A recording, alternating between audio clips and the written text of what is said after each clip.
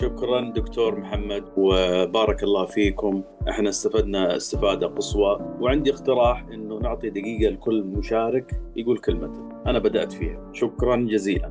دكتور محمد درويش من سوريا. أنا بتشكركم كثير، بتشكر الدكتور على الشرح الرائع والمعلومات والاستفاضة أعطانا إياها، وأكيد ما رح ننساه. نشكر كثير بيت العلم المصري اللي أتاح لنا الفرصة لهيك دورة، ونتمنى تطلعونا على كل شيء جديد بالمستقبل لنستمر معكم بدورات جديدة، وشكرا كثير لكم. السلام عليكم دكتور محمد. أنا دكتورة شيماء عبد العزيز من السودان. أنا حابة أشكر دكتور محمد شكر كثير، أشكر بيت العلم المصري للمعلومات القيمة. يعني إحنا الكورس أخذ يعني طلعنا من المود بتاع السودان والحرب والمشاكل. فجزاك الله ألف خير يعني يا دكتور محمد وبيت العلم المصري. نتمنى زي ما قال دكتور محمد إنه نحن يعني يكون معنا كورسات نكون معاك على طول، ما تنقطع هذه السلسلة العلمية.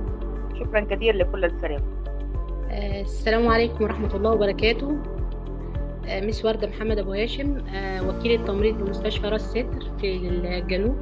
طبعا بشكر حضرتك جدا جدا دكتور محمد. أنا أساسا معايا دبلومة جودة، بس للأمانة استفدت جدا جدا جدا من دبلومة الإدارة. المديولات كانت مبسطة جدا جدا، وشرح ما شاء الله عليك، يعني كنت بتسهل لنا كل حاجة. فبشكر حضرتك جدا جدا يا دكتور محمد. وبشكر الأستاذة هدير على متابعتها معانا.